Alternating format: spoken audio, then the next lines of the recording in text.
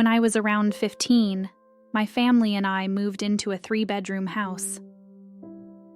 My older sister claimed the larger bedroom, and I ended up with the smaller room down the hall, which, I'll admit, had a creepy vibe from the get-go. There was a small window at the end of the hallway that was to the right of my bedroom door.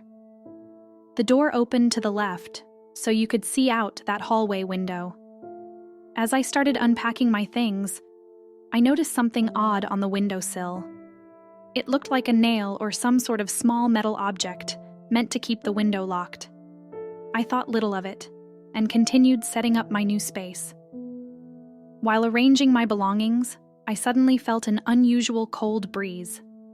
Now, this was in the middle of summer, and it was sweltering outside. The chill came out of nowhere, and out of the corner of my eye, I saw a black figure, completely still, right by the window. I was about 6 to 7 feet away from it. I bolted downstairs to my parents. After calming down a bit, I managed to describe the appearance of the black figure to them. My father, however, took me upstairs with a skeptical expression. He thought I was playing games with him. He checked my room, the window, and the hallway, but there was nothing to be found. A few hours passed, and we were all sitting down for dinner. Suddenly, a loud thump came from upstairs. The hallway leading to the staircase was partially visible from where we were sitting in the dining area. My father rose from his chair and fetched his old bat. He cautiously went up the stairs, and I followed a few feet behind him. The thumps grew louder as we ascended the stairs.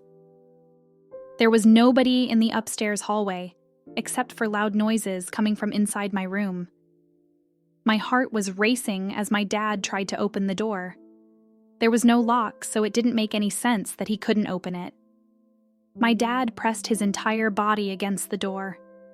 And finally, with a forceful push, it relented, causing him to topple over. He explained that the door must have simply been stuck. While my dad stood inside my room, I was standing just outside the door by the hallway window. I couldn't help but glance at that window again. I let out a loud scream as soon as I saw a dark, disfigured face outside. It was peering through the window directly at me. Then, as suddenly as it had appeared, the figure vanished. My dad hurried to my side, but he saw nothing. I insisted that something was there, but he just couldn't see it. During the years that we lived there, I was frequently tormented by a dark figure that would pay uninvited nightly visits. Some nights I would suddenly wake up to a horribly disfigured face staring at me from inches away. Things would move around on their own in the room. The blanket would get pulled off of me while I slept. The most frightening experience I had was the time that I was reaching for my snowsuit in the back of my closet. There were a bunch of hanging clothes, and instead of taking them out, I thought that I could just reach for my suit. But instead, I felt a shoulder and an arm. It was as if a person was standing there because it flinched as soon as I accidentally felt it. We later found out that the previous owners bought the house from an old lady who died in my room. Her body was in pretty bad shape by the time it was discovered.